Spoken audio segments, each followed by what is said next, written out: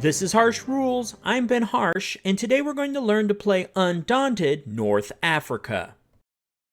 Undaunted North Africa was released in 2020 by Osprey Games and designed by Trevor Benjamin and David Thompson. This game supports 2 players and takes 45 to 60 minutes per scenario to play.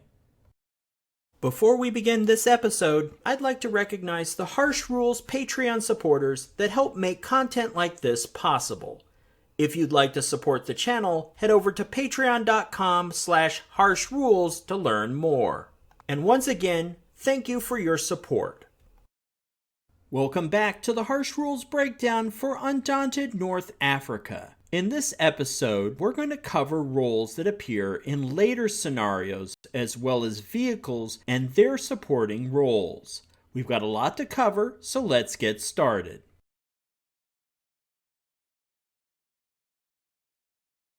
Snipers become available for the LRDG player in the second mission.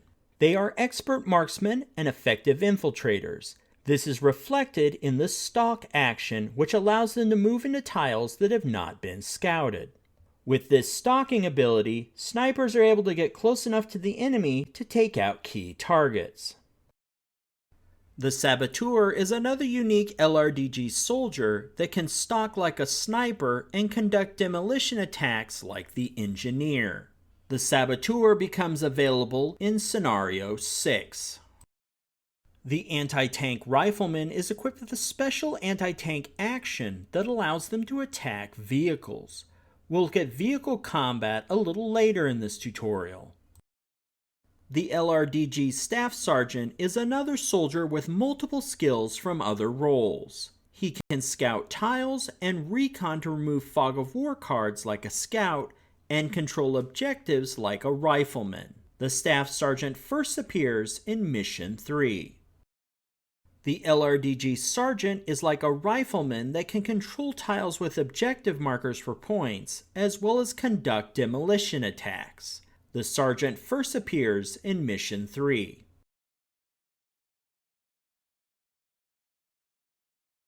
In this section, we're going to discuss vehicles and their supporting roles. Let's begin with the Recon Aircraft, which is a unique command card for the Royal Italian Army. Please note, similar to other command cards, the Recon Aircraft does not have a combat counter for the map.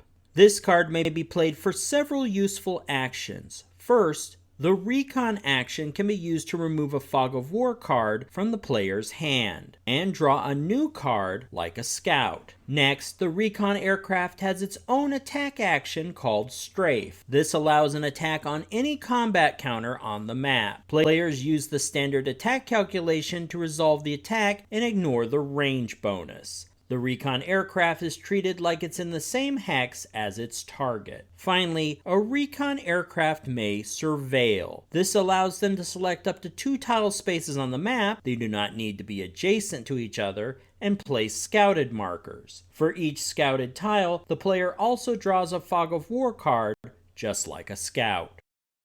Undaunted North Africa differentiates itself from Undaunted Normandy by introducing vehicles. There are 6 vehicles in the game, 3 for the LRDG and 3 for the Royal Italian Army.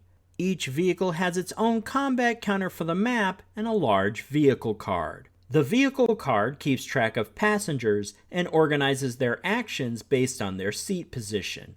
Complex vehicles like the medium tank need soldiers with specific training to operate. The other 5 vehicles can be operated by any soldier. For example, a soldier in the driver's seat can drive. In another seat, they may be able to navigate. If a vehicle is outfitted with a weapon, they can use it in some cases to suppress enemy combat counters, and in others for anti-tank fire. To keep track of passengers, a soldier's card can be played to have them climb in or out of a vehicle, or change seats within the vehicle. Once inside, the soldier's combat counter is removed from the map and placed on the vehicle card. If the soldier leaves the vehicle, their combat counter is returned to the map. To get a better understanding of how all this works, let's look at the Royal Italian Army's medium tank to learn the layout and function of the vehicle components. Vehicles each have their own combat counter, just like other soldiers on the map. The front side shows the vehicle is ready and its passengers can conduct actions. The reverse side indicates the vehicle is disabled. The shield icon with a number inside it shows the vehicle's base defense. Vehicles, though, have their own integrity and threshold ratings, as shown in the lower left-hand corner of their combat card. When a vehicle is hit, damage markers are placed on the combat card. The number of damage markers on the card are compared to the vehicle integrity and critical threshold ratings. Integrity is the amount of damage markers needed to destroy the vehicle. Critical threshold is the amount of damage markers required to disable the vehicle.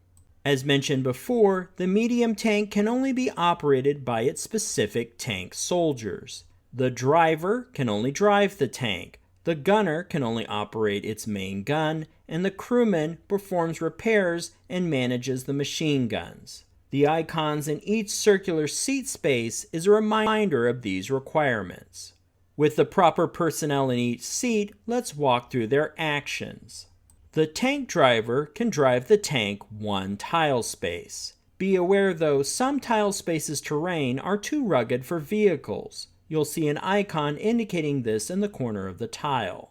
The tank driver may also perform a control action to place a control marker in a space with an objective.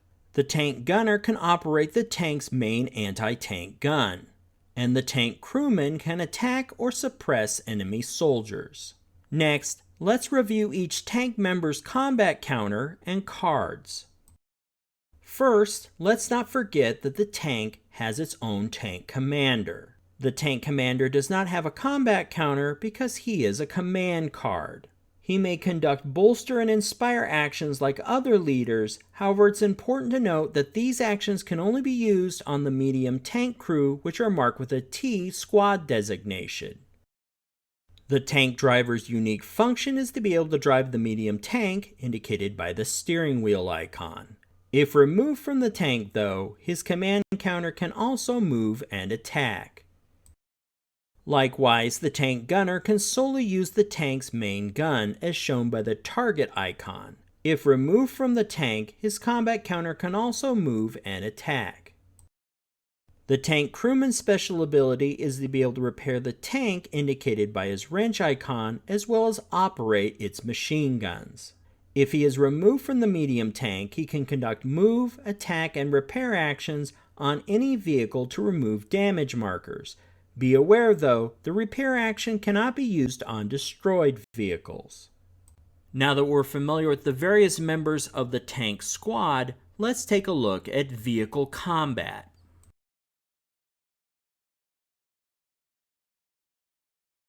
In Undaunted North Africa, there are 3 attack types and 3 defense types.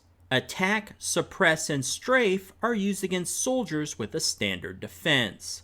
Anti-tank attacks only work against a target with an armored defense. And demolition attacks can be used against armored defense or structure defense. All 3 of these utilize the same basic combat calculation with a few modifications. Also be aware that many vehicles have a normal defense and an armored defense. The open-top nature of several vehicles means the passengers are vulnerable to small arms fire. There is also an armor rating against anti-tank weapons.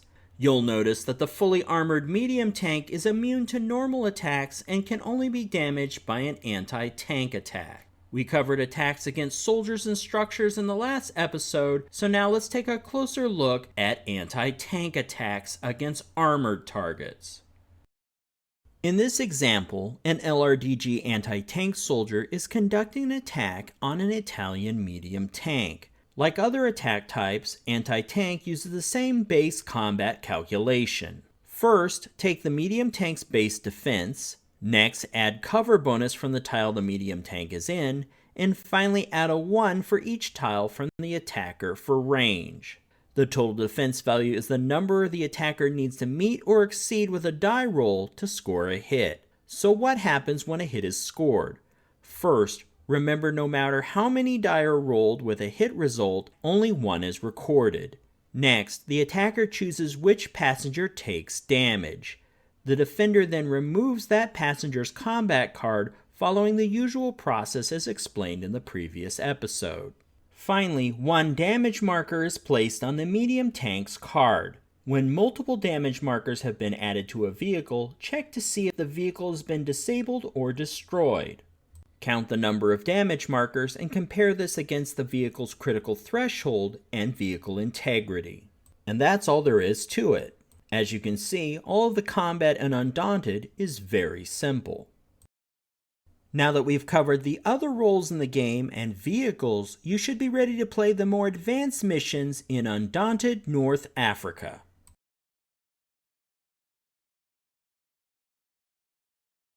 If you found this video helpful, please give me a like and share with your friends.